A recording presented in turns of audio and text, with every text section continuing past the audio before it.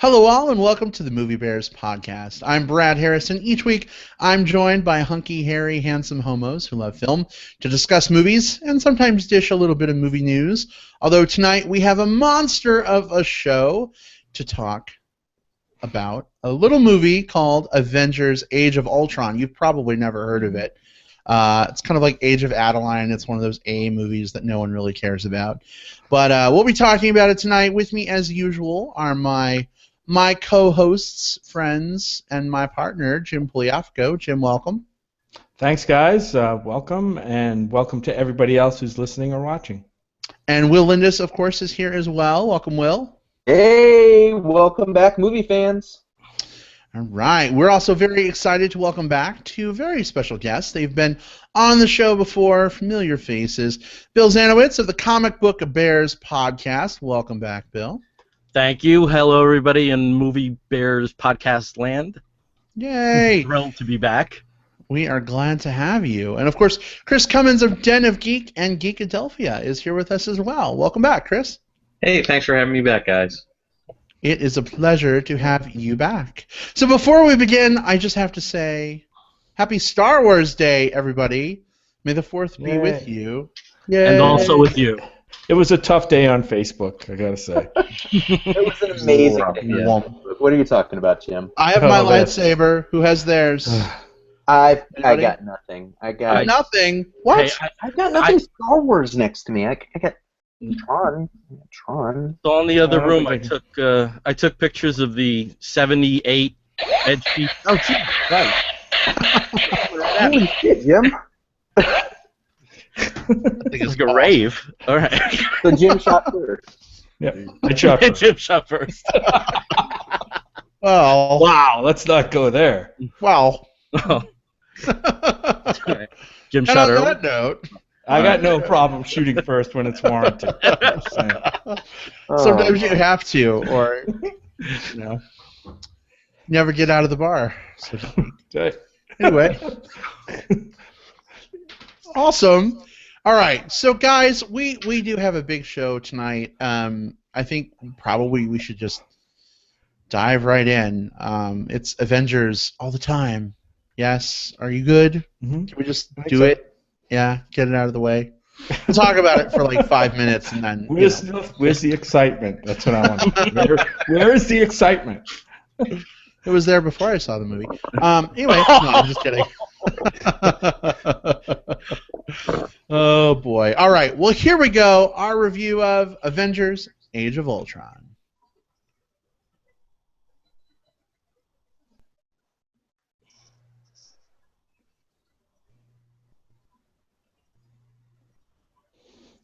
I totally almost said Voltron instead of Ultron. That's a completely different movie, Brad. That would have been an amazing movie. Can you imagine the Avengers teaming up with Voltron? Give it a year. Disney will own the property. I know, right? It's all going to blend together at some point. Might as well. For those who are unfamiliar, if you are new to the show, welcome. We're glad to have you guys here. We are going to talk about the movie briefly, kind of on down the line. We'll give our brief, non-spoilery thoughts and tell you if we think we should. If this is a movie you should see, you probably have already seen it, though, at this point. But no spoilerage. So real quick, guys, I'm getting some echo. I'm not sure where that's coming from. Does anyone else hear that? I'm not hearing any echo. Oh, maybe just a little. Hey, Brad, did you want to try closing your door? I don't think it's that. I'm hearing feedback, like my voice coming back over the mic on someone's computer, maybe. I'm not hearing it very loud. You're not hearing it? No, very faintly, maybe, but. Okay. Yeah, I thought I heard a whisper of something, but it was very faint. Like, my mind playing tricks on me. Gotcha. Okay. All right. Oh, wow, I hear it really bad. Maybe it's just Google Plus. That's going to drive me crazy hearing myself when I talk. Okay. All right. About it. Anyway, I'll lead us back in. We'll just suffer through it. Thanks, Google Plus. You're awesome. You get what you pay for. I know, right? You know what? I totally would pay if it was a better, service. I would pay extra money for extra service. But anyway, I'll lead us back in. Let me just stack.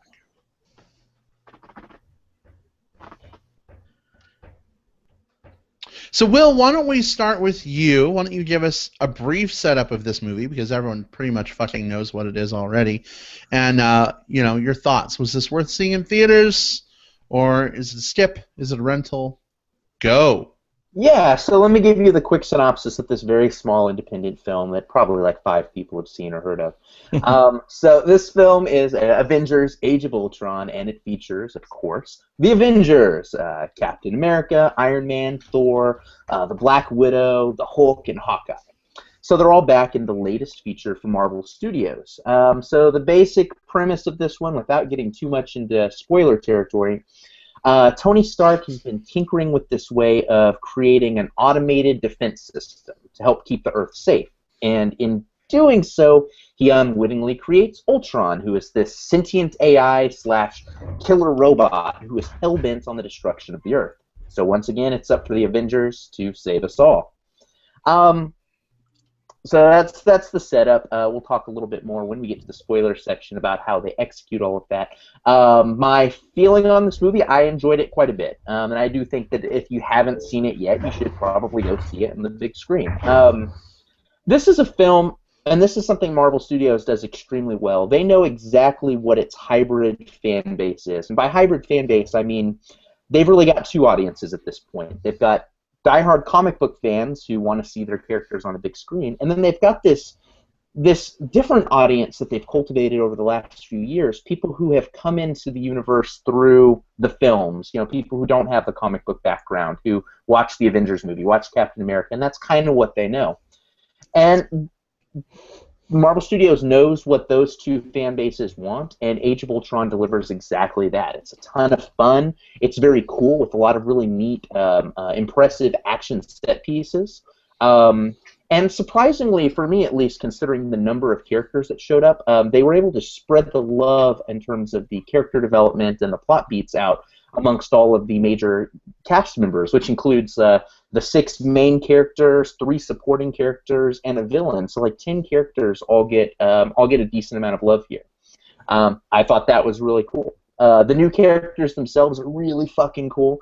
Elizabeth Olsen was a standout for me. I really enjoyed her as the Scarlet Witch. Every time she was on screen, I was absolutely captivated with what she did.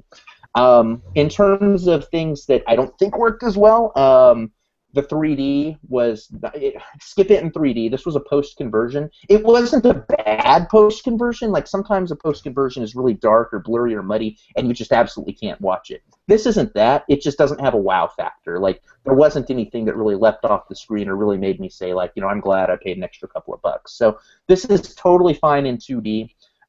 This is also a long film that crams a lot of plot beats into it, and this is going to sound really weird because I'm all about, like, I've said it on the show multiple times, like, I'm the pacing guy, like, trim a few minutes out, just get this more abrupt.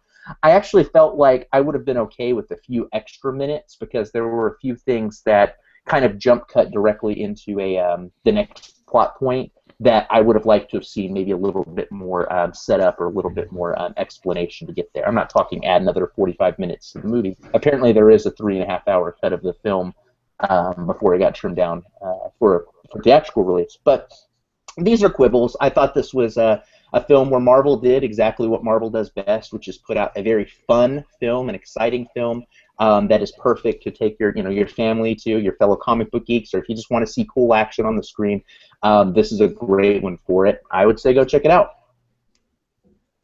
Awesome. I would say for me, I enjoyed it. I think I liked the first one way better. Will, it's interesting that you said that this could have been longer because I felt like this movie was about a half hour too long.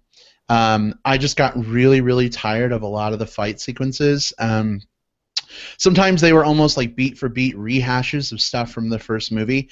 And like I realized like you've got 6 superheroes and they need plenty of things to fight. But it just got a little monotonous for me. Fun, cool visual stuff, yes, but it just I don't know, man. It kind of dragged for me a bit. I would have preferred to see more of the like character moments, some of the like team interplay. I liked a lot of the like team up synergies, how they kind of use their abilities together. I thought those were clever. But some of just the beat smash kick arrows, it just got a little like, okay, we get it, more robots. Okay, oh look, it's more robots. Oh my God, wow, more robots. You know what I mean? Fucking loved James Spader as Ultron. I wish we could have actually gotten more of James Spader. But maybe they only had so much in the James Spader budget. I don't know. It was a fun movie. I mean, I definitely recommend going to see it. I guess I was just hoping for a little more of the just the team dynamic interplay. I mean, we had some of the quips. It's Joss Whedon, quippage. And a lot of that can be fun. But I just felt like, I don't know, in some ways it was too much like the first one. And maybe, I don't know, I'm not like a Marvel comic book guy. I think I'm from the other part of the audience you mentioned. I've always been more of a DC Comics guy, so coming into the Avengers, I think the bulk of my knowledge came from like playing old Capcom like Avengers video games. You know what I mean? As opposed to having read comic books. But I've really enjoyed sort of the Marvel Cinematic Universe. I like when it all converges. It sounds like I'm being really negative. I mean, I like the movie a lot. I guess I'm just not like frothing at the mouth over it like a lot of people. Which isn't necessarily a bad thing. I'm the grumpy old grandpa on the porch. Get off my lawn of the Leave that to podcast. You haven't heard Jim You know what I mean? yet, and this is a comic book movie. Right, exactly. But I mean, definitely fun, definitely worth the price of admission, I would say. How about you, Bill? What were your thoughts? Well, I'm more in Brad's camp than Will's in terms of some of the reservations. I do think, especially when you got to the end battle sequence, it could have been far more streamlined, and that was an easy 15 minutes that could have been cut there. Yeah. And I do think that the first film is superior both in the interaction between people. I thought there was some of that was a bit forced. I almost felt as if they were having so much fun making this that some of the way a film could bind together was lost in that. That was just my feeling. I did like that, as Will mentioned, that almost every character got their moment to shine in the film, and I think particularly with characters like Black Widow and Hulk and Hawkeye, who don't have their own vehicles at this point, that was important to have. I think some of them were a little more compelling than others, but it was a much more balanced film in that perspective than from the first, I think, because I think the first with the top three dominated far more than we saw in this one. I thought James Spader was fantastic. I think that is proof positive that voice acting is acting. And also with, I guess this is something we can talk about, spoilers, coming off of where he was created from, adopted some of those mannerisms and some of those conceits, and I think did that really, really well. I didn't feel it was a May film. I thought this was a June film. It's much more of a summer film. And there's just this feeling when I was going in and coming out, and it's still breezy outside, that this is a summer film, with an exclamation point after it, and for whatever financial reasons they had for locking it to this weekend, a lot of it makes sense with Comic Book Day and spotlights like that. But I think just in terms of an aesthetic feel, it may have, my movie-going experience may have benefited better with it being a little bit later in the year. Oh.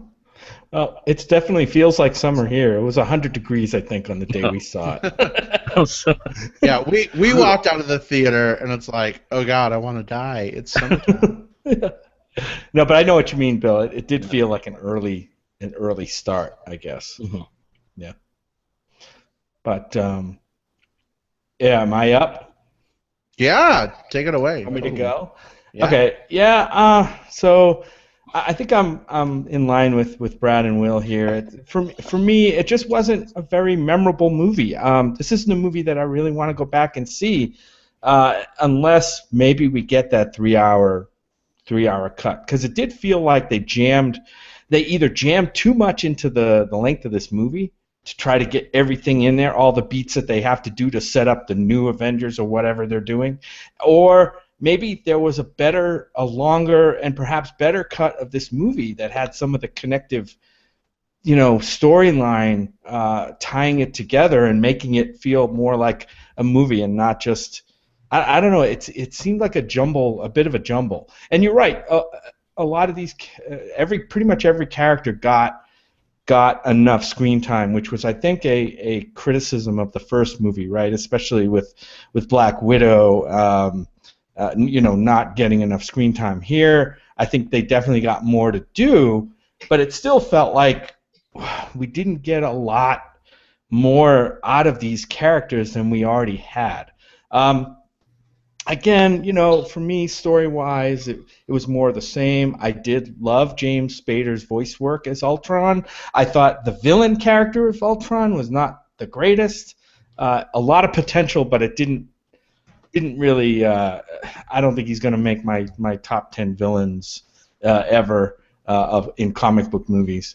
One of the things that was kind of odd to me is that we got to the movie and we're watching the credits roll. And of course, we know Josh Whedon wrote and directed this movie. We also know that Danny Elfman scored this movie, but they didn't seem to have the trademarks that a lot. I don't know. I'm not that big a Josh Whedon fan, so maybe you guys could look at this movie and say, "Oh yeah, that's definitely a Josh Whedon movie." A Joss Whedon movie, or that's definitely a Danny Elfman score, but I didn't hear the Danny Elfman in the score. I was actually surprised when I saw his name come up on the screen at the end. I don't know what, maybe he's evolved and he's got a little bit more genericized. I don't know. And I don't know if that's kind of the Marvel universe kind of overshadowing these directors and writers or not, but I sense that something like that is going on. Something else that stood out for me, the opening scene really, I don't know if it was what it was, but that action scene I thought was probably the worst one in the movie. The one where I think they're fighting Hydra or the remnants of Hydra or something at the beginning of the movie, in the snow and in the mountains, blah, blah, blah, blah, blah. At one point, I'm like, okay, they're going to pop out of this, and this is going to be like a training simulation or a video game thing, because it really looked and sounded that bad, which was really surprising for a movie with this budget and special effects resources. Maybe it was just me, the way I took it. I thought some of the action scenes later in the movie were done much better. Another thing, are they color muting all these movies now to try to... I don't know. This movie seemed not as bad as a Zack Snyder movie, but still seemed like there was a lot of color media going on in this movie. Huh? I said, what is? Yeah. I don't know what you're talking about, Jim. The world is full of color. Aren't I dark and greedy enough for you? This is a serious world, and we need serious heroes. Yeah. I know. Anyway, I mean, in terms of a recommendation, this movie didn't do a lot for me, but I know this movie has its audience. You already know if you are or not going to see it, so a recommendation for me is maybe a bit mute. But if there's anyone out there who kind of isn't already tingling with excitement for this next MCU installment and on the fence, and they somehow are stupid enough to ask me about what the movie, I'd tell them, it might entertain them in spots, but I wouldn't expect to be wowed by this movie, because you're not going to be wowed by this movie.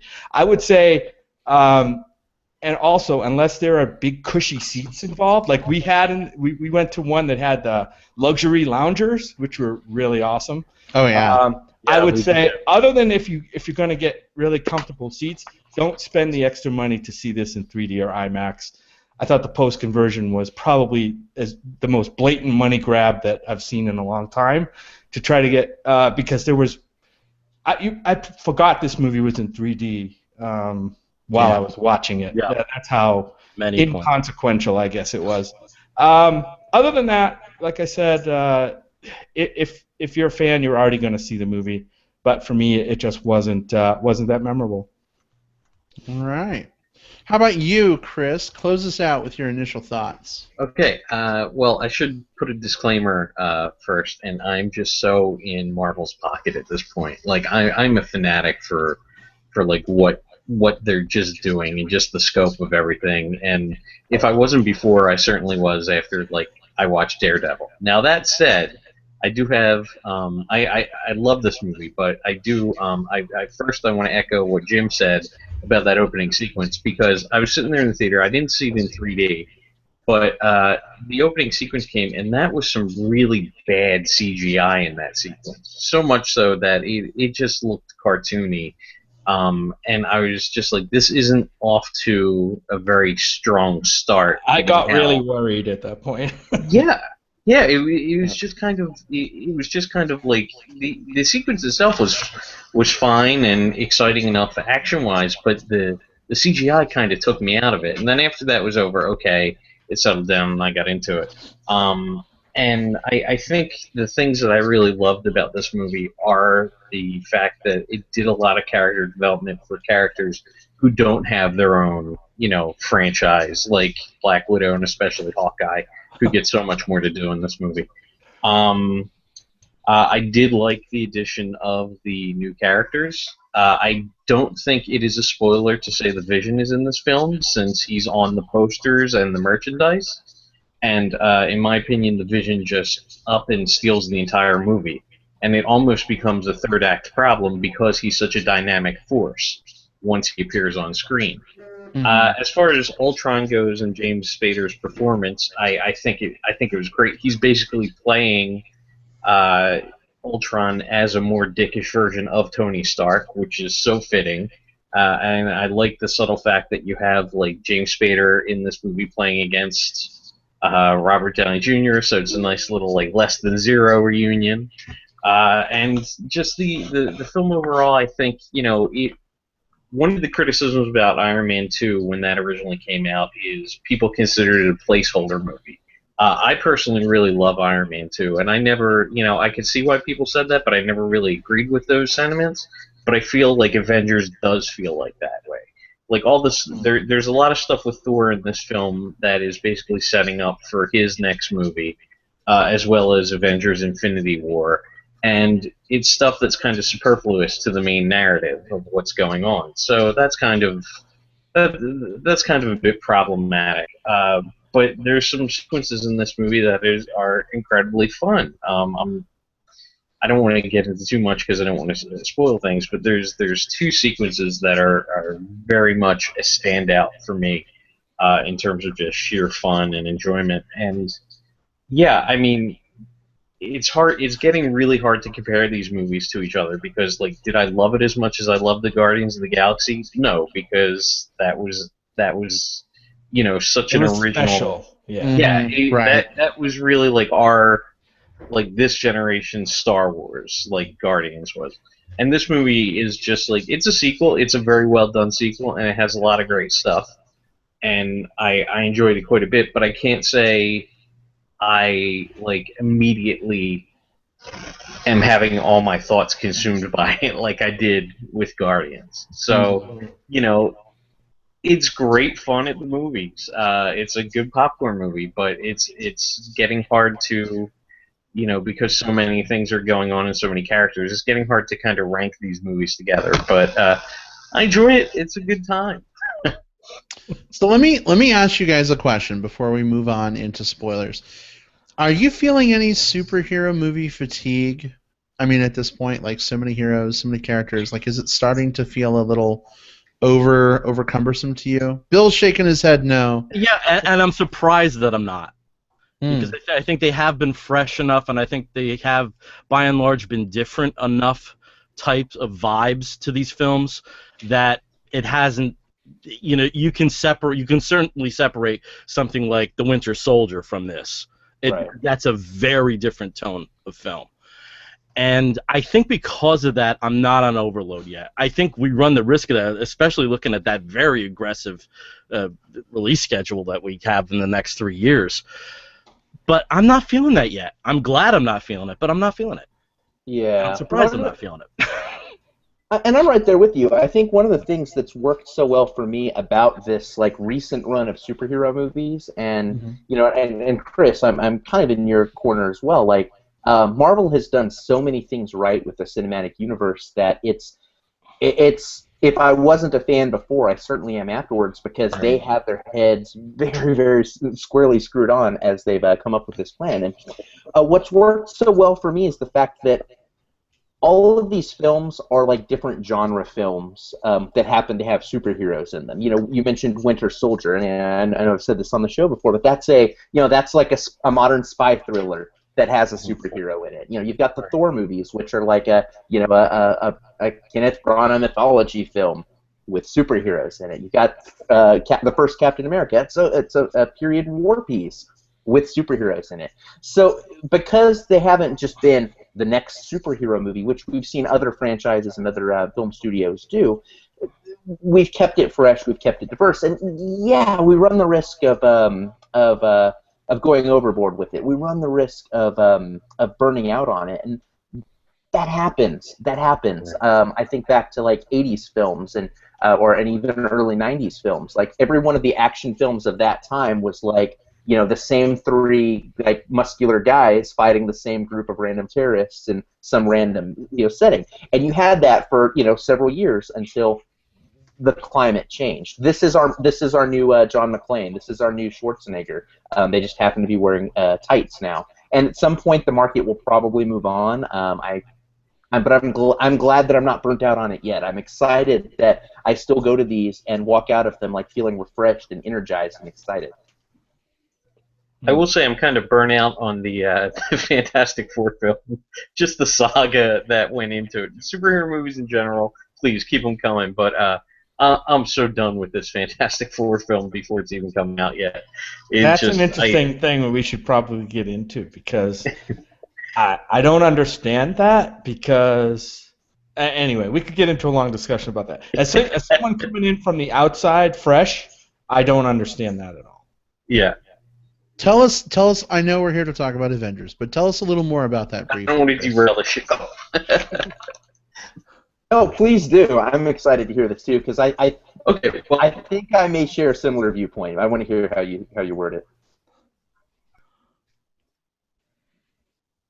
It's just it cut out for a little bit, so I didn't hear everything you said.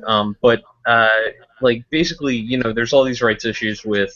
Fox owns some Marvel characters, the Marvel Studios own the others. So Fox has Fantastic Four, and the trailer has recently hit. There were a lot of behind-the-scenes problems with it, and Josh Trank, who Chronicle really didn't do very much for me.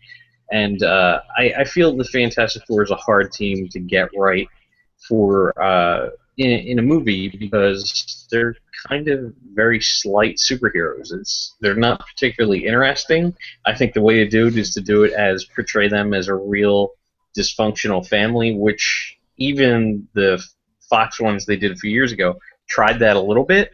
But this movie just seems dark and gritty and just very solemn and dour, and that's not really the Fantastic Four. So I don't really get why, and there's that trailer is completely muted. So when I saw the Avengers and I saw that trailer on the big screen, I was just like, yeah, I'm not so into this, and like I kind of in my heart want the Fox version of the Fantastic Four to fail, so Marvel can eventually scoop up these characters, and more importantly, scoop up Galactus and Silver Surfer, which Fox owns the rights to. But the rights issue is so overly complicated. That's a whole other show, and I don't want to bore the hell out of the audience. But that's an interesting point of view. I guess, like I said, from my perspective, I don't have all the inside baseball knowledge about Fantastic Four. I don't think I've ever seen any of the previous movies. I don't know who owns what. I just know that the trailer I see on the screen looks semi-interesting to me because to me it looks a little bit different than what I'm seeing with Avengers and Thor 3 and whatever the fuck, So it's got some great acting talent in it too, and it looks like that they'll get a chance to to do something in this movie. You know, is it Michael B. Jordan and we got the Miles Teller. Miles Teller. Miles Teller. Yeah. I mean, it's got some great young talent. I don't know. I'm a little bit more excited than I think most people are for some, maybe for naive reasons. That's fine, but we'll see what it does. It may fall on its face too. I don't know. So Jim, I will say again, I'm probably completely biased just because I want Marvel to have Galactus and Silver Surfer back. Yeah. So they can screw up the what's his name? Who was the character in this one that was in the X-Men? Scarlet Witch or Quicksilver. Yeah. Oh. Didn't really stack up to X-Men's Quicksilver in my mind. Yeah, I totally agree with you there. I just love the Quicksilver. I think that's a discussion to have, though, because I think that's I don't know if I'm stealing anyone's segue thunder, but I think that the comparison of the two Quicksilvers is a very fair one to have, because if you've gone to the movies recently and seen superhero movies, you probably saw Days of Future Past, you probably saw Avengers: Age of Ultron, and you're either a diehard comic book fan who understands the rights issues, or you're coming into this going like, why the fuck is like every movie have this Quicksilver guy? We're gonna have Quicksilver? Is he on the Justice League? What's So the quick nutshell version of it is. So Fox owns the X-Men, which includes mutants. You have these two characters, Quicksilver and Scarlet Witch, who exist in a weird spot in the Marvel Universe. They're most well known for being major members of the Avengers, which Marvel Studios owns, but they're also mutants, which Fox owns. So they worked out a deal, and they're both allowed to use the Quicksilver character, and they both did use the Quicksilver character. And I think that it's hard for me to compare the two because they both use them in such dramatically different ways that I walked away from it thinking, like, okay, which one did I like better? And I couldn't come up with the one I liked better because they both had very different approaches. Days of Future Past, they had a character that was very superfluous to the story. Like, if we're talking about characters that have no purpose being in the story whatsoever, I think Quicksilver's role in Days of Future Past, he was totally tacked in just for one amazing sequence, which was easily the most amazing sequence of that film, and one of the best sequences in a comic book movie that I've seen in recent history. Great scene, totally worthless character in terms of how he fit into the plot. Whereas here we've got a character here in Avengers: Age of Ultron. This Quicksilver was much more tied to the plot, to the story. He had inroads with other characters that were important, not only for plot reasons, but also for character development reasons. Those two major characters being, of course, Scarlet Witch, his sister, and Hawkeye, which we'll talk about in spoilers.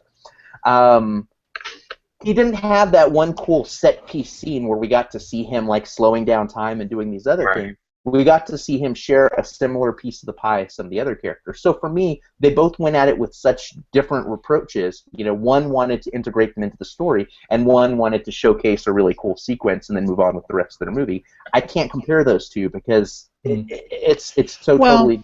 But I think there's a discussion to be had for how the movie sort of puts that power set on display, how it presents it, right? Granted, you know, X-Men only had Quicksilver for the one scene, and we had that amazing time slowdown.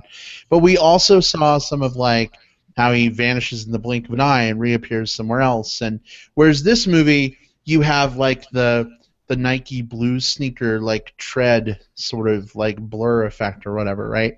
Like, visually speaking, maybe the character wasn't as integrated into the plot in X-Men, but I just thought visually speaking, the effects, not even just the slow, amazing scene, just even when he's fast, you know, I thought they were better. And after watching Flash all year, which is done on a TV budget, I think they do such a good job presenting that kind of speed, like, on screen there, that I almost felt like some of the effects with Quicksilver in this movie were kind of cartoony in a way, and I don't know if that's what they were going for.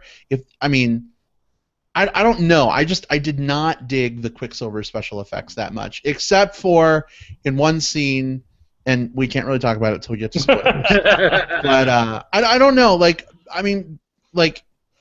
Bill, do you watch The Flash at all? Yes, I do. So what do you think about like the Flash speed effects versus like what they did in this movie for Quicksilver? I think with the Flash, that's a case of making chicken salad out of chicken shit Yeah. in terms of the budget. And I think when you have a situation like that, you need to get inventive. And I think they've done that consistently well through the series. Where you have a movie budget, and this is something that I felt, I hate to tie in with other films, but I think it's something like Bane in Dark Knight Returns, or Dark Knight, right? What the hell ever the third one was. Yeah. You know, you can't do Darth Vader, you know? Uh-huh. You can't do stuff that's done before. Go back to All That Jazz. Everything that All That Jazz did, you couldn't do it in a chorus line. You know, it's derivative by that point. So they were kind of damned if they did, damned if they don't at this point, because they had two fairly prevalent and active, I mean, within the last couple of years, depictions of super speed that they really couldn't tap into. So what they chose wasn't anything that I thought rose to the level of Days of Future Past or that we see on The Flash in terms of inventiveness and creativity. I mean, you guys definitely talked out the, which speed effects and who did it better, but I'm just speaking from a character standpoint.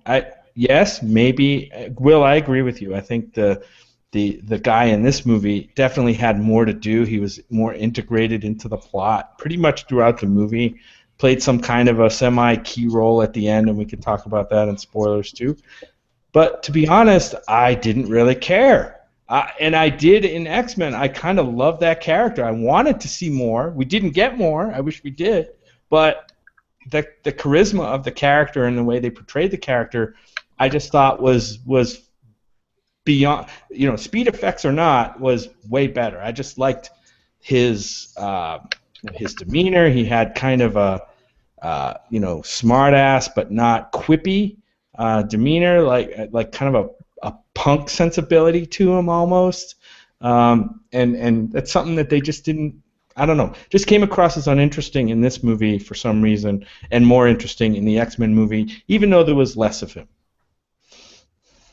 Can I just say a couple of things about Fantastic Four before I don't have a chance to? Yes. Okay. Yes. All right. I hate disagreeing with my brother Chris, but I don't think that these are slight characters. I think in the comics that was the first time you had soap opera that was introduced as an element into storytelling in that particular medium. So I think there is a lot you can do with these characters on a cinematic basis. I think there's one issue in that I think Fantastic Four is a franchise that would have been better suited in animation. And on top of that, you've already had a great Fantastic Four film. You just didn't know it was called The Incredibles. Right, exactly. And I have to say I was much more impressed with the second trailer than I was with the first. I think Miles Teller is a very good choice for a very young version of that particular character. I'm not making any presumptions about what we're going to see. If I based that, I probably would have skipped Guardians. I didn't think those trailers were anything that would have gotten me into the seats if I wasn't already predestined to be there because of the comic book crap. So I think out of the franchises that we do have, that is it naturally looks, from, if you've seen that second trailer, it looks like much more of a science fiction approach. And I think that is a property that lends itself well to that if it's done well. I also would love to see these contracts that they signed in the 90s that gave them rights in perpetuity, and wondering why the hell the Inhumans and Black Panther weren't part of that intellectual property bundle. Right. Yeah. I'm dying to know this. So that's a book to be written. The dumb contracts Marvel signed in the 90s to keep themselves alive. Follow up to that Marvel book from a few years ago, discussing all the movie. Yeah, but we don't have the papers, man. I gotta see them. That's the ESQ after my name. That's gonna be a hell of a tell-all. Show me your papers. Yeah, I mean, Bill, you hit on something really that I think about Fantastic Four. I see it as more of a, if you had the scale with comic book movie on one side and science fiction on the other, it's definitely tipped toward the science fiction, at least from what I can see from the trailers. And for me, that's awesome. You know what I mean? But I can see where maybe comic book fans might see that too much of a departure from how it's portrayed in the comics. So I can see that division. And maybe I'll be the only one who likes that movie. I don't know. That'll be an interesting show. I really think there's one thing they could have done differently with the trailers to really turn me around on the Fantastic Four movies, because I'm kind of in a similar boat in that I've been hearing everything that's been going on with it. I hadn't been super excited. I saw the first trailer, I saw the second trailer, and to their credit, what the trailers did for me was they didn't turn me off from the films. Like, there are some trailers for other films made by other companies right now that have started to sour me and turn me into less of an apologist for those films. We won't talk about those here. We had a whole segment devoted to Batman vs. Superman on the previous episode, and my feeling for that trailer. But on this one, the one thing they could have done different, the Fantastic Four, for me, yes, it's a science fiction story, and I think they did a good job of presenting that. What they didn't do a good job, at least from coming at it from a comic book perspective, and Jim, you won't have this perspective, so this is probably why you don't have the same baggage. For me, the core of these characters is their interaction, because they are, Marvel's first family. They are a family, even if they're not all related. It's all about the relationship between them. And this trailer, we got to showcase each of the characters kind of like, now I'm stretching, now I've got rocks, now I've got fire, which is all cool. But what I didn't get a chance to see is how they interact with one another, what that banter, what that pattern is going to be like. And granted, it's a 2-minute trailer, so they can't show us like full character development in those trailers. But if I'd gotten a sense that it was a group of people all coming together and forming a family, even if it's not a family by blood, but it's a family by by strengthening these bonds that we've got with one another, I think that's what's going to push me over the edge for it. And so I'm excited to see whether they do that with the movie or if they don't, because that's going to be my tipping point. Gotcha. Now, at least I'll know what to look for now. I think it's so interesting that, and I don't mean this negatively in any way, but I think it's so interesting that on a podcast that, is primarily focused on talking about the Avengers tonight, we've spent a sizable chunk of time talking about the Fantastic Four. And I'm wondering if that's because, I don't know. I don't know why that is. It just kind of tickles me a little bit. It's because comic book fans follow rabbit trails. Like, if you've ever been to the comic book store and talked to the person behind the counter, as one will do when buying comic books there, you'll start talking about a character, and all of a sudden, 5 minutes into the conversation, you're talking about the secret backstory of Wonder Man from like 20 years ago. It's just one of those, just like, how the hell did we get on this? Oh, well, let's keep going. That's what we did here. And the other thing is, if we were all knocked out by what we saw with Age of Ultron, I don't know if we'd be talking as much about Fantastic Four. I think that's the nail I was. You were, and I think Chris was. I think Jim derailed the show. I think Jim's qualifier there was if we all were knocked out. You get 4.5 comic book fans to agree on any one thing, and I'll give you $100. Yeah. Indeed. Well, guys, we do have some spoilerage to get to. Are we ready to move on and just sort of open up Age of Ultron and dig out the spoilery bits? We're really going to get into it. Yeah. All right. So spoilers are officially fair game. There are a few of us hanging out.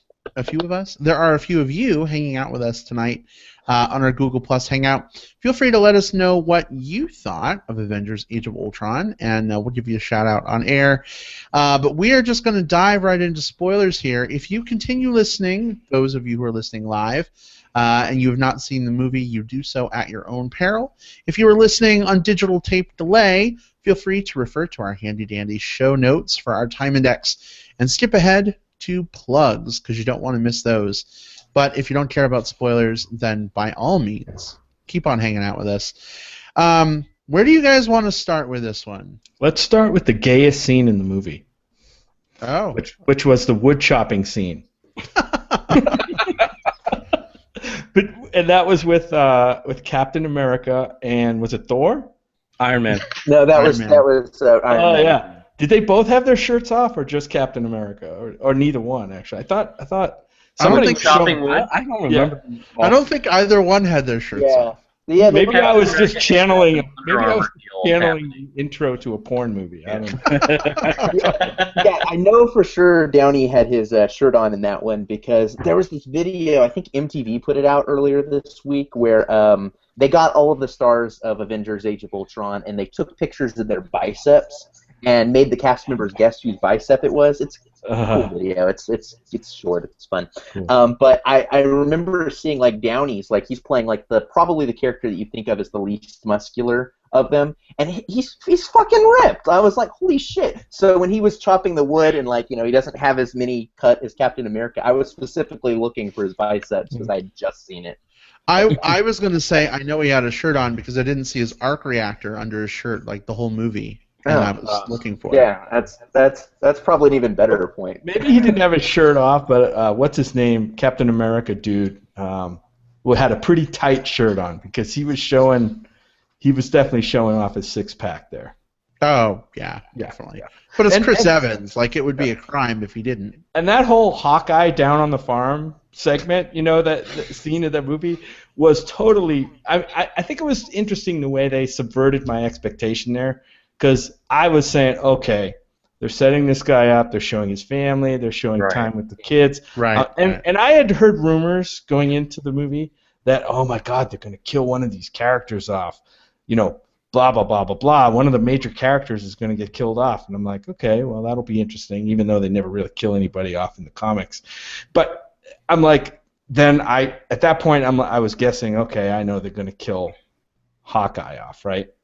And at the end, wasn't it Hawkeye who got saved by Quicksilver? Yeah. So they were kind of setting that up, and then they kind of tried to subvert it by having Quicksilver jump in front of the bullets. He even has that line. Like, what was it? Didn't expect that, did you? I bet you didn't see that coming. Yeah, I bet you didn't see that coming. And that was totally Whedon, like, hey, you guys knew I was setting this up, Wink, wink, nod, nod. You didn't get what you thought you were going to get, huh? Yeah. Especially his love for killing characters, right? Kind of like his trademark. So he totally just did some misdirection. Yeah. But we don't know that he's dead, though. We don't know that he's dead. Well, that's the thing, right? If I understand his power set correctly, they even said in the movie he has a super fast metabolism. So I'm sure he's going to heal up just fine and be in the next movie. I don't know. It felt to me like that was a fairly that was very much a death. Like, we got to they milked it like a death. But yeah, and he was 100% still, and then we got to see it turn into like Quicksilver's arc in this was less about Quicksilver's arc. It was more to the misdirection there, and also to set up Scarlet Witch and her motivation for becoming an Avenger. Oh my God, Agent Coulson much? I mean, seriously.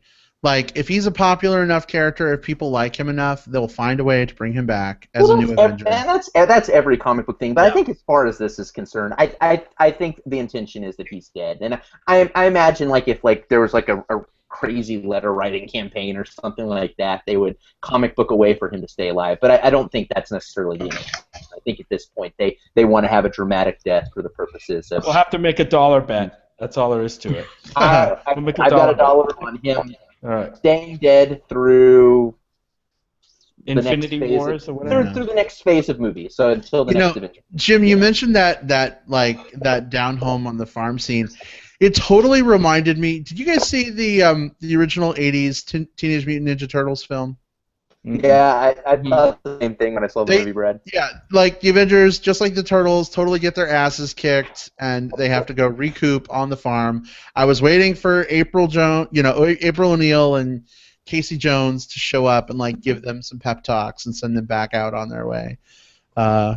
It totally was vibing that for me. Will, you said you got a similar feeling? Yeah, I did. Like when they got to the farm, like not in a bad way. I did think like, oh, this is like in Teenage Mutant Ninja Turtles, like the kind of the we need to recoup, we need to get our heads back together before we move into the next thing. It was part of the act break, and it gave us a chance to, in the middle of this movie where there's these huge stakes, take a moment back and explore a couple of the characters. Like in the first Avengers movie, we got nothing really with Hawkeye except for him doing some cool trick arrows. We finally got to see Hawkeye's role on the team, what he brings to the group, and that's kind of that human element. We got to see his backstory. We got to see him interacting with some other characters that helped him grow and help other characters grow. And I think this farm scene was sort of the first domino towards all of that. And that's one of the things I liked most is what they did with Hawkeye in this movie. He's not my favorite version of Hawkeye. There's an amazing set of comic books that have been out the last couple of years, like an amazing solo title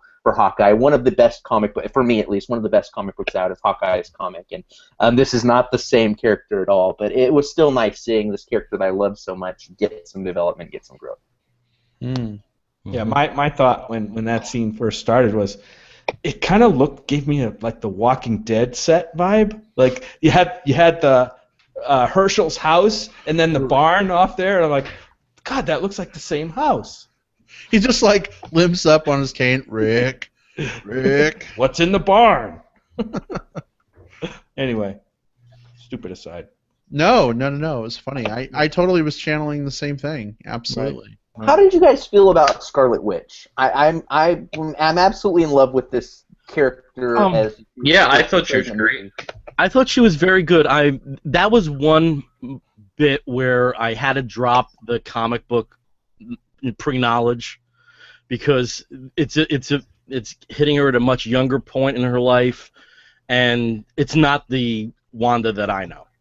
Right. Yeah. And I was fine with that. I'm fine with that often. It just that with that particular character, it took me a little bit more time because she was in some of the mannerisms was dead on. Of the conception of that character was dead on. But again, coming from a little bit younger perspective, and it just took me a little bit of time to get into her. Once I did, I was on board.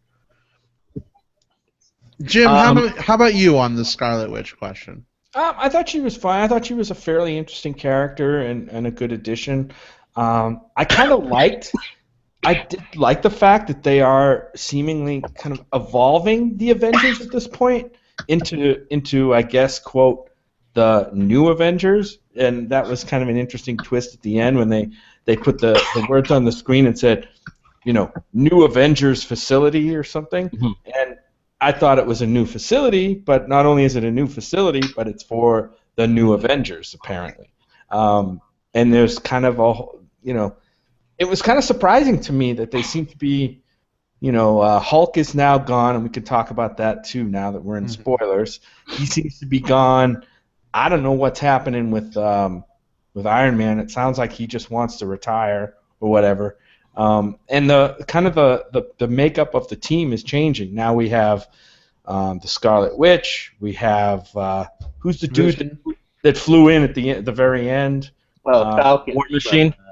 Yeah. Well, we had War Machine and then Falcon from. And we have, of course, Vision, which I'm sure we're going to talk about more. Actually, Vision I thought was a pretty interesting character that came in. I liked the characterization of Vision, and I'm not sure exactly why. I just liked his more. He seemed like kind of green and like a little bit uncomfortable in his new body a little bit, but I'm still not sure what his powers are or his superpower is. But I did like Vision a little bit, so I like some of those new elements. I mean, that got me a little bit interested. The existing Avengers crew was getting a little creaky for me. Chris, talk to me a bit about the Vision. I know you had mentioned before that you were pretty excited about him and kind of how he appeared here. Now that we're in spoilers and we can talk about not just that he was cool, but like how they made him cool. Talk to me a bit about that. Well, I think hands down the scene where the Vision just nonchalantly grabs Thor's hammer was the highlight of the film for me. I just thought that was just such a fun moment, and I think the Vision is just like separate what you. It's one of those things where you do have to put aside what you know about the comics because they're handling things a little differently in the film.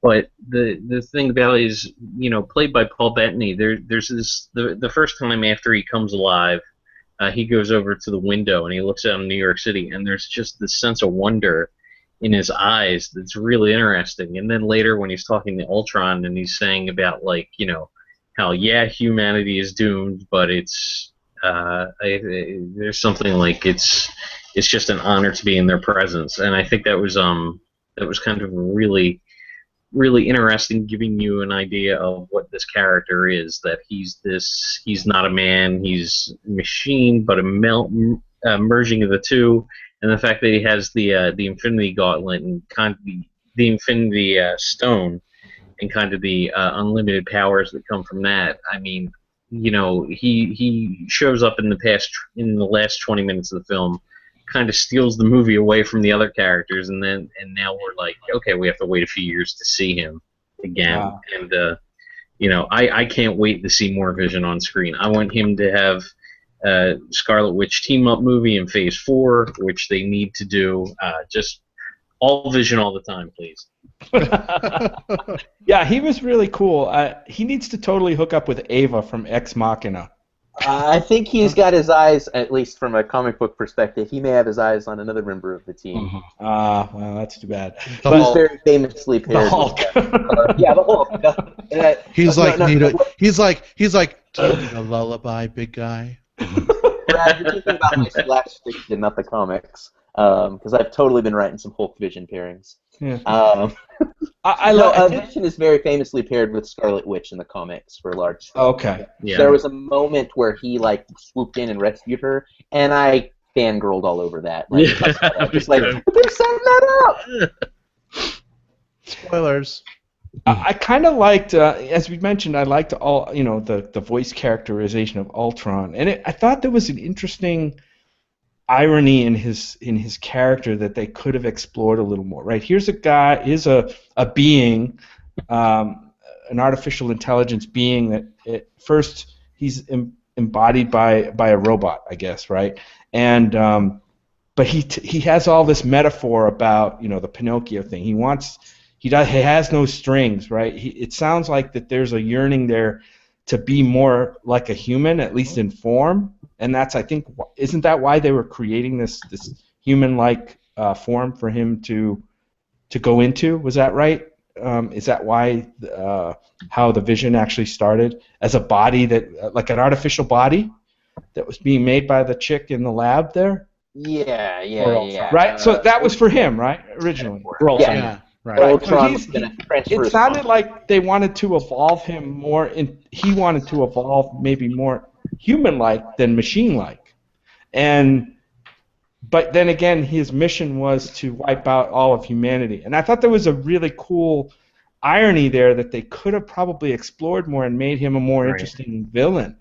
It never really got to that. Maybe that's another movie. Mm-hmm. Yeah, I just have to interject here about the Vision. I didn't side with Chris. I didn't think it was nearly as scene-steely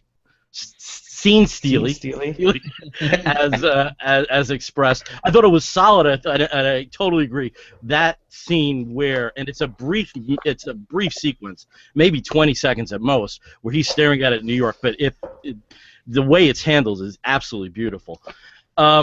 I also thought with the Vision's creation that was a bit of a clunker in the plot of the film, and that there's all this buildup about the Infinity Gem and the Infinity Gem powering and the Infinity Gem having importance, and then once he's created, that whole thread goes away. Oh, completely. That whole thread goes away, Yeah, and that should be something of an element within the 11 o'clock number. I mean, that really surprised me that you have all this buildup, particularly with Thor and all that shit, and then it's effectively just taken away. The drama of it is just diminished, and I was surprised at that. And I think that was one of the holes that I think tied into it could have been 20 minutes shorter.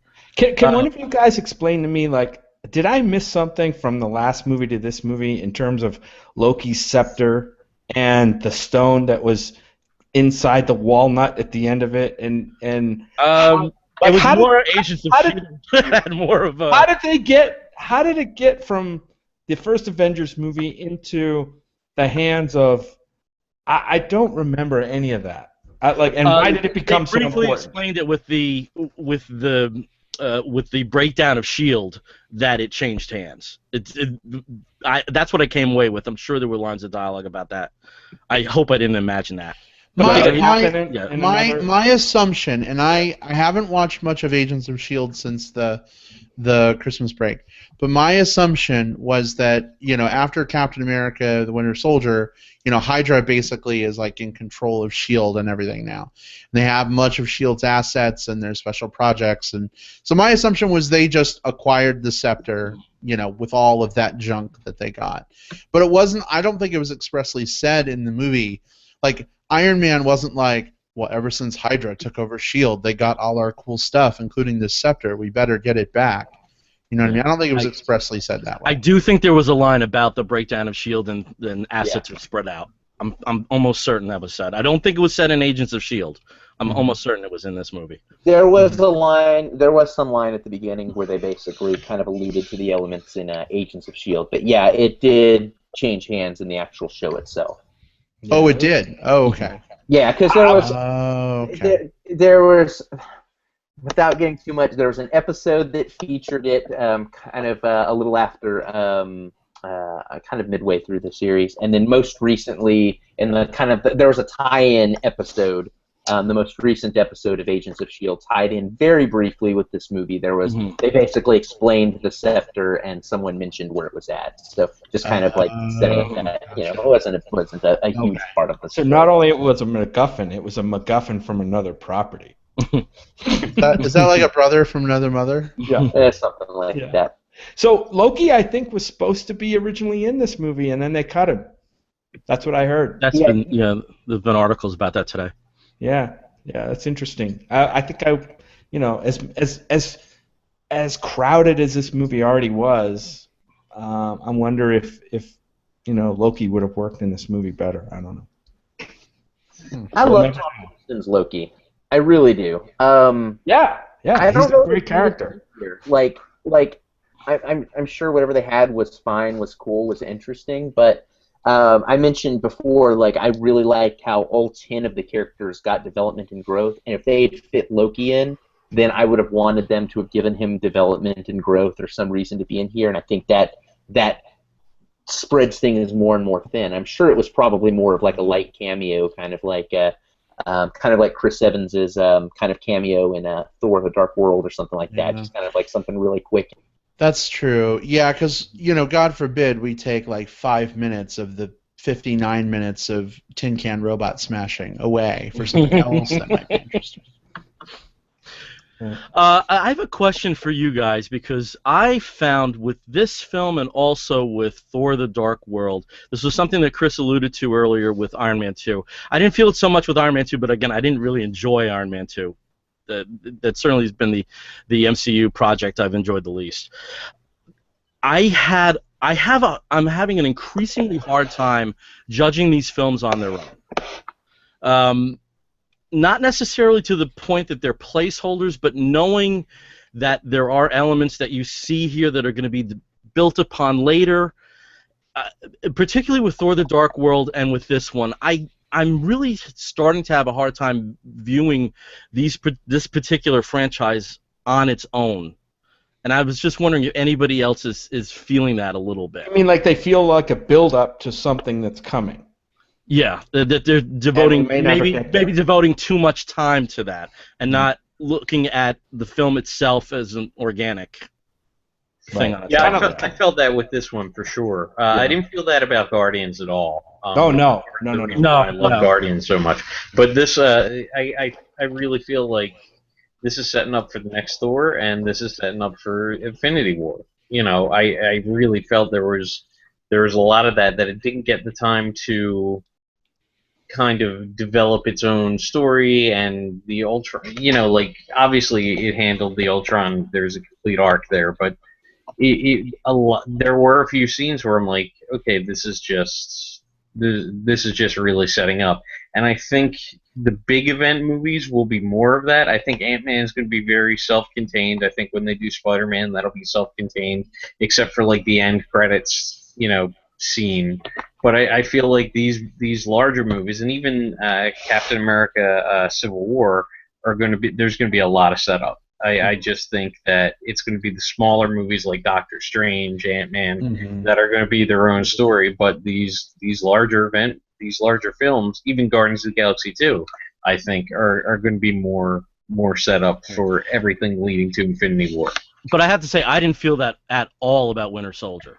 Winter Soldier stood on its own completely. Yeah, absolutely. I didn't either, but I think because of the fact that Civil War is going to have Hawkeye in it, it's going to have Scarlet Witch in it, I think Black Widow's in it, obviously Iron Man's in it. That's going to feel like a mini Avengers, and obviously the Civil War stuff is going to divide the team further, and that's going to set up for inevitably they're going to go their separate ways, and then the new Avengers team shown at the end of Age of Ultron and the old Avengers, like everyone's going to have to put aside their shit and deal with Thanos in the Infinity War movie. So it's going to be it's all setting up for that to happen. Yeah, and I think by definition that's going to happen with the type of world that they've built at this point, right? Like, the more characters you cram into a movie that are from their own individual films or their own individual stories, their stories are going to be a lot more merged and are going to set up a lot of independent stories. That's why Ant-Man, you're right, like Ant-Man, Doctor Strange, those are going to be much more self-contained, probably with little tie-ins or what have you. And I think about that kind of like a comic book too. I think about like whenever they have one of those like giant crossovers, like I think about Avengers versus X-Men, which from a couple of years ago, and like it had a storyline, but its big purpose was to kind of reboot a bunch of things from all of the different books that came out afterwards. And so I think of it kind of like in comic book terms, like this movie was the comic book crossover event that spawns all of the little individual stories from there. Yeah, I'm excited about Ant-Man too. Like, thanks for reminding me. I'm like the last trailer really got me jazzed for that one. Yeah, absolutely. I just hope that with the Infinity Wars movies coming out, it becomes more like them versus one big bad as opposed to them fighting an army of robotic things. Because we've had two movies. I mean, I guess the first one was them fighting like robotic armor aliens and from outer space. From outer space, and this one was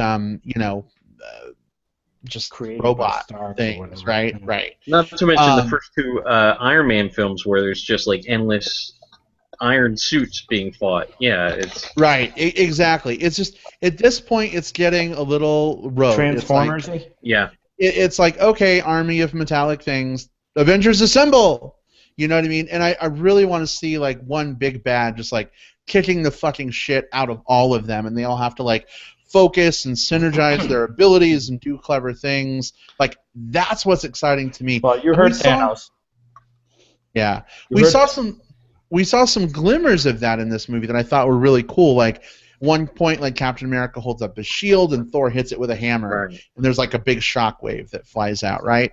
I just thought that there were some neat sort of synergistic things they did, and I almost think in a way you maybe have more of a chance to showcase some of those things against one big bad as opposed to like an army of things where everyone has to sort of be kind of divided as they're working. Does that make sense? Maybe I'm not articulating that well, but and I think Thanos is in line with your thinking, Brad, because at the end he says, apparently I'm going to have to do it by myself or some shit like that, right? Mm-hmm. So I think he's tired of the multi-robotic beings also, because they're not getting the job done against the Avengers. So we'll see if he's man enough to do it, or being enough to do it, whatever he is, rock monster, whatever the fuck.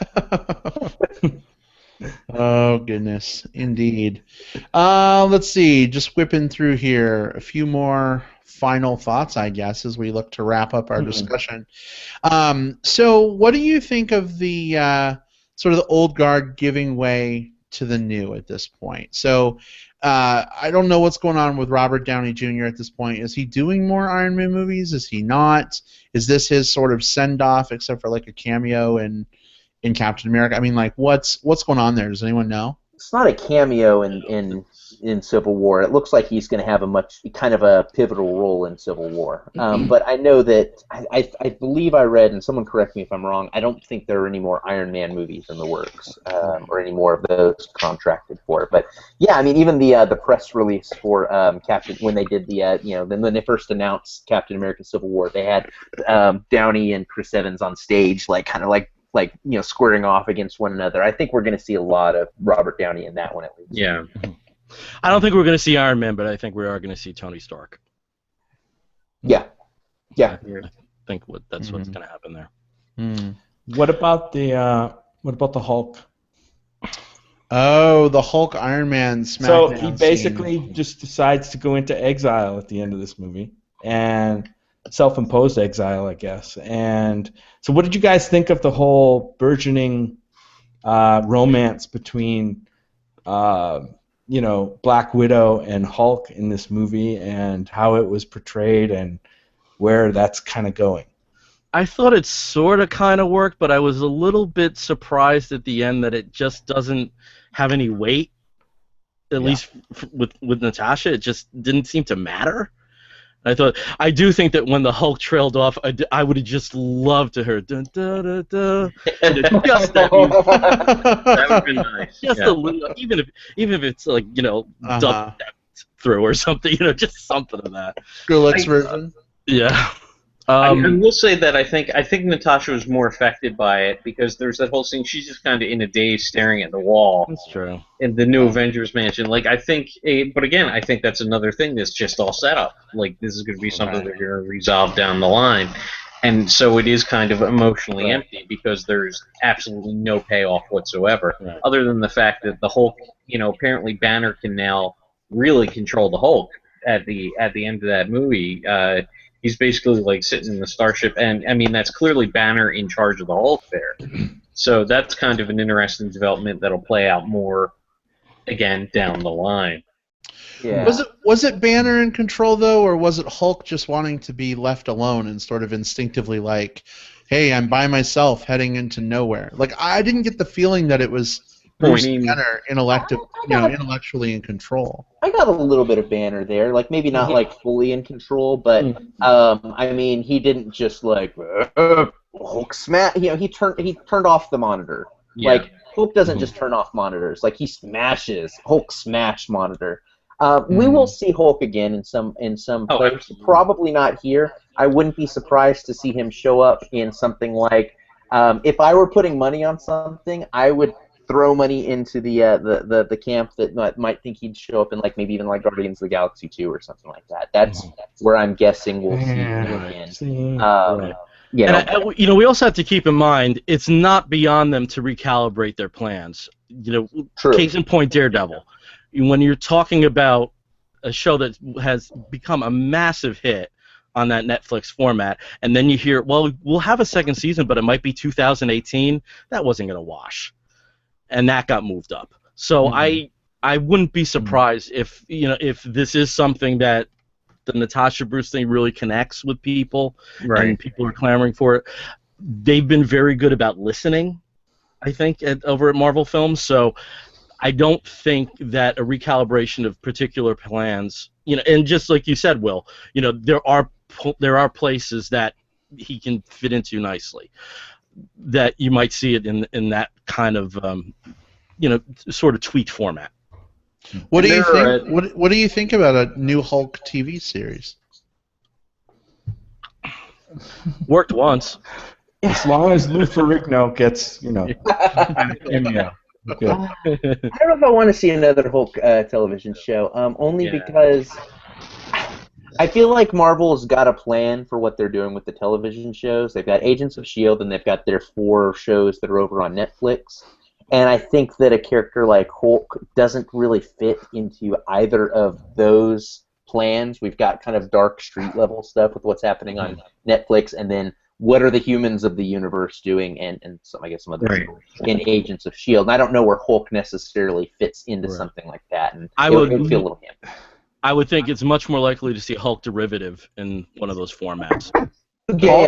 Hulk has actually left and gone to a South Seas island where he's going to end up battling Godzilla in the next Toho Godzilla movie.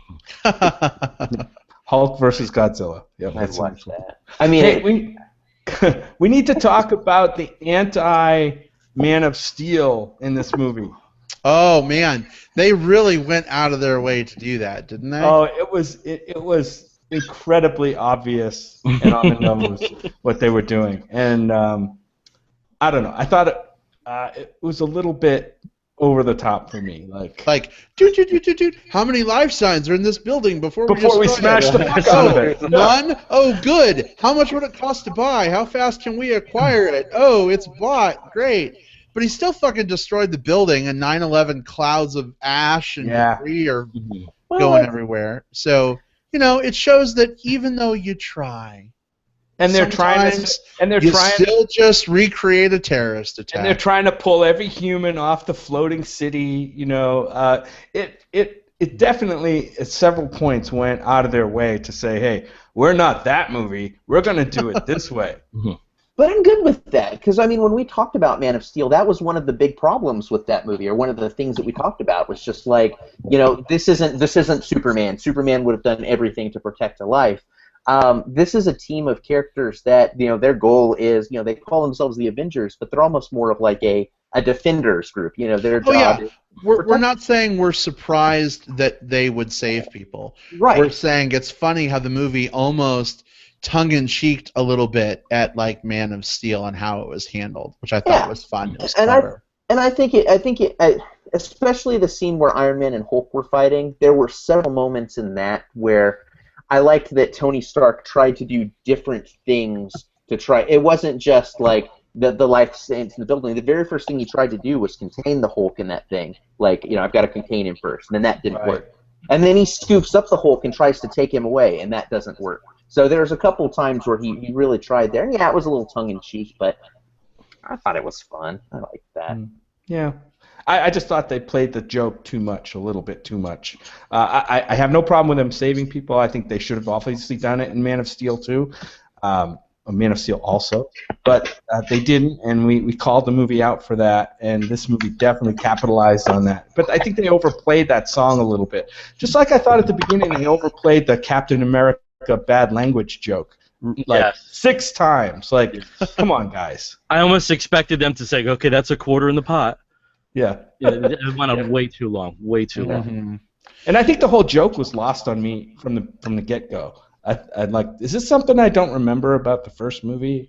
Whatever.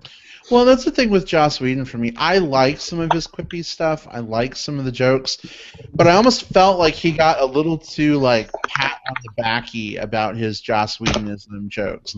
It just absolutely a little just too much for me. It crossed the line. So I'm glad I'm not the only one apparently that felt that way, because I know some people are like, oh my God, Joss Whedon, everything he does is amazing. But it's like I like his stuff, but sometimes it's just a little skosh too much for me. I have a feeling my favorite line was a Robert Downey Jr. ad-lib, though. Which one was that, Bill? About how long a day it was. Like Eugene O'Neill? Yeah. I just have a feeling that was Downey throwing that in. Yeah. Oh, yeah. Who's Eugene O'Neill? Oh. Bill's putting his headset down. I'm sorry. That's theater me smoting my brow. Okay. I'm waiting. Who is Eugene O'Neill? Very famous playwright. Oh, okay. Who must have written long plays. Yeah. Gotcha. Okay. See, that's the kind of joke. That's the kind of joke you have to back into. Yeah. It's one of those things. Like theater references are a lot of fun when you get them, but a lot of times they don't work in every audience. Like They'll just go past you. Yeah. There's one like my old theater coach used to use to me, and I still use it from time to time. And then people just stare at me, like when there's a long pause, like when someone just like is talking and just stops. I yell at them like, "Spit it out! This isn't a Pinter play." And then they go, "What's a Pinter play?" And I say, "Well, it's." Forget it. Yeah. I'm too smart to waste time telling you what it's all about. Well, it's like you start to explain it, and it's just like, okay, yeah. Can I say something I wish I saw in the film as a comic fan? Yeah. Sure, please do. One thing about the Avengers that has been a constant through its entire history has been the fluidity of the lineup. And we saw that in this film. At the end, the Avengers that are there at the end of the film are a different team than the are at the beginning of the film. The first time that happened in the comic book was a seismic shift where you had established characters basically all left, and Captain America was with three novice recruits: Hawkeye, Scarlet Witch, and Quicksilver. I would have loved to have had one frame in that film where you had those four characters in action together. And they could have done it when they're fighting the robots. Yeah.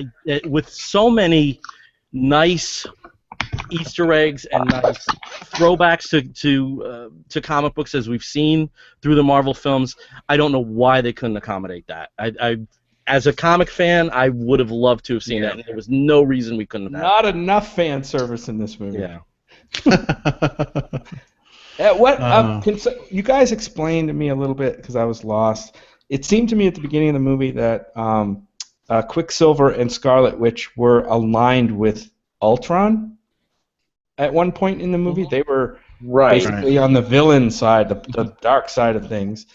And I wasn't sure how that came about originally. Like, why did they end up there first?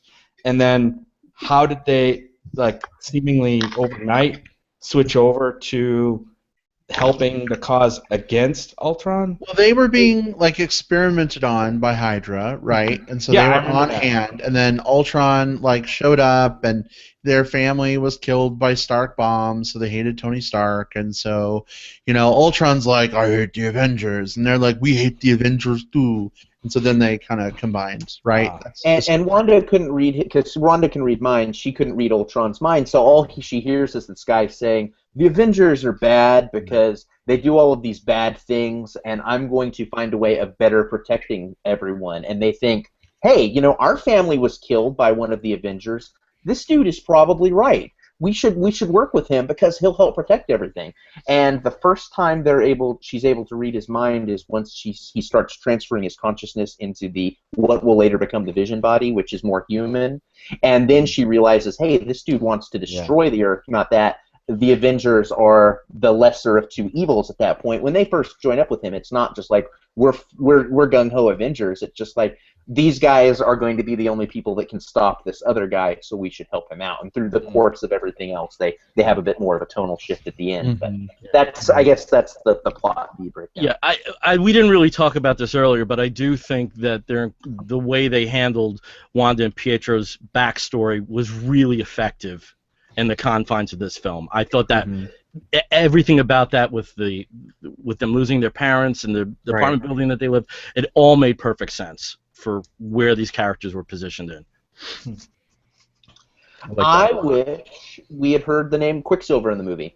They never actually referred to him as Quicksilver. They just referred to him as Pietro. And I know part of that is... Was that copyright or something? No, it's not copyright. It's... If you think about the different franchises, like The Flash has like a character, the Flash television show has a character whose job is to come up with kind of the funny nicknames for people, which happens to be their superhero nicknames.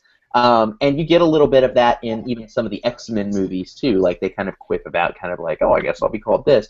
They're a little bit less on the nose with it in the Marvel Cinematic Universe. You certainly have characters there. They are Thor, they're Iron Man, but they don't go out of their way to like give someone a superhero name and until they've been established. And so I would have liked for them to have worked in well, if you're on the team you need a name, how about Quicksilver? I don't like it. Whatever, it's yours. Whatever. They could have worked something in where they gave him that name, especially if they're gonna we're in spoilers, kill him off. I would have liked for him to have at least died with the code name. The last words out of his lips as he died. He died so quickly. Quicksilver. We'll call him Quicksilver. Also, no! That's something you would have got in a Eugene O'Neill play. Yeah. Trying to save my bomb. I'm going to have to wiki that on Eugene O'Neill shit. Next All up right. on the Theater Bears podcast. Yeah. Yeah, have fun with that, definitely. Oh, I'd do that, totally. All right, guys. Well, let's move on to some plugs as we look to wrap things up. Bill, what is this whole comic book Bears podcast thing about? Okay, well, as you see here, I've got a pop screener and I got a microphone, so it means that I've done this stuff a lot too. So you can check us out as the Comic Book Bears podcast. It consists of 4 and maybe 5, depending upon the night you get us, hairy heavy homos who talk about comics, but you don't have to be a hairy heavy homo to listen in. And we've been at it for about 3 years, and we're still going with it and having a blast with it. A little bit different format than you have here. Sometimes we interview creators. Sometimes we center the show around current things. Sometimes we examine some archive books. So it's a bit fluid, but hope you all tune in. If you like the source material for the Avengers, there's another podcast you might want to listen to. And can I get some other plugs in? Yeah, absolutely. Okay, well, there is another podcast that I am regularly part of. It is called the Thundercast. The Thunder Agents was a really cool Silver Age concept from the 1960s in comic books, and my partner in that, Rob Stager, and I are going through issue by issue of that entire run. So that's been a lot of fun, and just again, it's a very niche thing, but if it's something that hits you in your wheelhouse, you might like that. I also have some comic books that I wrote are coming out very soon. There is an anthology that's coming out from Geeks Out, the group in New York that are LGBT-centered. They have a convention coming up, which is FlameCon, and in connection with that FlameCon, there's a book called Power, and myself and Matt Brossard, who may be known a little bit better in bear communities as Fuzzbelly, we've contributed a story to that. And this week I'm filming the pitch for a Kickstarter. This is a series called The Crime Fighter Inquiry. There was a preview of it 2 years ago in an anthology called Low Concept 3 from Kingbone Press. I am the writer of this. The artist is Mark Parman. Mark Parman may be known in bear circles for Grizzly and the Bear Patrol. And it's going to be a 6-issue series about what happened if we really had superheroes at one particular point in time. And it's going to be a Kickstarter that launches probably in the early part of June. And I hope you guys can at least link that Kickstarter to your sites. Yeah, absolutely. In fact, if you could drop us a quick email or Facebook message with all of that linkage, we'll be happy to put that in show notes and on the post on the website and all that good stuff. Okay, and then one last pitch. My friend Sean Sims has a book recently released, Nothing Looks Familiar. He's a great short story writer, and it's arsenalpulp.com or SeanSims.com, and really excellent short stories from a very sexy gentleman in Toronto. I love short stories. But Brad, there goes the name for our Thundercats podcast. They stole it. It's Thundercast, so we're safe, I think. I know, but that would have been a great name for a Thundercats podcast. Oh, that's true. That is true, definitely. Thundercast. Oh well, thanks, we Bill. We can work out a licensing agreement. We're not Disney and Fox here. Can I be a Thundercast hoe? Why not? We'll split the proceeds with you guys from that lucrative podcasting bucket. Oh, I know all that money that we make. Oh my God, yeah. We don't make, we spend out of our own pockets because we love talking about movies. All right. Yes, definitely. Chris, what have you got? What do you want? Hello. Okay, I have a few things. The two main things that are coming up are I do this event called Sci-Fi Explosion, and I call it a cosmic cabaret of craziness. What it is a mixture of live performance and crazy video clips, like everything from the Japanese RoboCop fried chicken commercials to clips from when Webster did an episode where he was aboard the Starship Enterprise. So I do that. I have a date coming up this Friday in Philadelphia at Philomoka, so that's Friday, May 8th, and I'm doing one in next month at Rock Bar in New York City, the Bear Bar there, which I believe Bill is joining me for. We have to talk to Bill and get the details worked out. But so that's going to be June 4th, which is a Thursday at Rock Bar.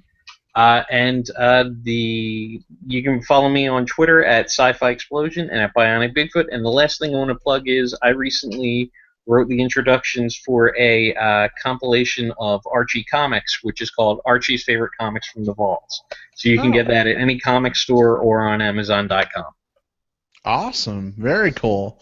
Well, make sure to send us those links, too. We're going to have all kinds of pluggage links for you guys this week. Pay particular attention to our show notes for all that goodness.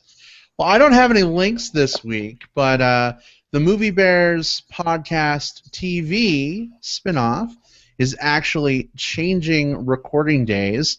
Got some new scheduling stuff that came up, so we had to kind of move things around a bit. So we're going to be recording Tuesday nights now at 6:30 p.m. Pacific Standard Time. This week, tomorrow, if you're listening live, we're going to be talking about a lot of different shows, but Game of Thrones is heating up. A lot of crazy stuff going on there, so we'll be chatting about that, and we'll also be discussing kind of in the next few weeks some wrap-up of some of the shows that are ending. Flash, only a couple episodes left. I'm so bummed. Oh my god. But a lot of cool stuff coming down the pipeline. But Tuesday nights are our new nights, 6:30 p.m. Pacific Standard Time. Come and join us. Jim, what have you got this week? I really don't have what I would consider a legitimate plug, so I'm just going to say ask, and I know you guys have seen it, the Star Wars photos from Annie Leibovitz that got on the internet today. Yeah. Pretty awesome. Totally. Guys, get out there. Probably not many people listening to this podcast have not seen them because they're all over the place, but check it out. One of them got on the cover of Vanity Fair. It's a picture of Han, Chewie, what's his name? John, what is his name? Boyega? Yeah. John Boyega. Just some really awesome. There's an Adam Driver photo that's amazing. Yeah. But yeah, check them out. I know excitement's really, really building for the Star Wars movie. Especially now that we know who the Chrome Stormtrooper is. Right. I won't spoil it for anybody who doesn't want to see it, so I won't say it. But yeah, there's some photos of the Chrome Trooper and also an explanation of who the actor is that's playing the Chrome Trooper. Indeed. But yeah, that's my plug. Just get out there. Star Wars. Woo woo. My geek heart just went pitter-patter that your plug was Star Wars related on Star Wars Day. Aww. Anyway, we'll close this out for plugs, my friend. What have you got? I got two small things. First of all, just want to mention an event that I was at over this last weekend. It was the Austin International Drag Festival, which was a 3-day drag event here in Austin. And I had a chance to moderate the QA session for Charles Schultz's Die Mommy Die, which was a lot of fun. It was a lot of fun. It was really cool. It was fun to be a part of. So that was neat. That was exciting. But the film I wanted to mention is one that I saw on Amazon, and I think it's available video on demand. You can rent it for like $2.99 or whatever. It's a horror ? Ish movie called Digging Up the Marrow. The idea behind it is it's a documentary about an actual filmmaker, Adam Green, who is an actual horror film director. He did like all the Hatchet films and some other things. And this dude comes up to him, played by Ray Wise, who says, "Yeah, I want to show you where actual monsters are." And it's this faux documentary about following this guy and kind of figuring out if he's legit, are they really monsters or they're not. It's really cool. It's a really different film, and I think it certainly does the. It's not found footage. It's like a documentary, so it kind of makes that that whole genre of things make more sense in terms of how they put it together. It's really cool, really interesting design work in it. Check it out. It's called Digging Up the Marrow. Awesome. Very cool. Well, Bill, Chris, it has been awesome having you guys join us this week. Thank you so much for, Thank you, guys. This is always fun. This is always a blast doing this. Definitely. Love talking to you guys. It's always a treat. And let us know if there are any other movies coming up you want to sit in on. They don't even have to be superhero related. If there's something that you're like, oh my god, I'd love to talk about that, let us know, because we would definitely love to have you. That's it for us this week. I'm not sure what we're doing next week. We have like 2 weeks until anything good comes out. because everyone was too pussy to go up against the Avengers. So I'm sure we'll be doing Pitch Perfect 2 in a couple of weeks. Well, probably Fury Road. We'll definitely be doing Fury Road. That's probably going to be a double feature week, I would say. They're both out the same weekend. So I'm good with that. I'm seeing both of those movies. I'm totally. nerd bootering over both of them. So, I think I have to see the first Pitch Perfect. Actually. Again? You fell asleep during the first one. Twice, I think. Twice. I don't know. Now that the fervor of Glee has petered out, I'm less excited for Pitch Perfect 2. But I'm still, I don't know, interested in seeing it. We'll see how it goes. But anyway, have a good one all. Take care. We'll see you next time. Bye. Bye-bye. Bye.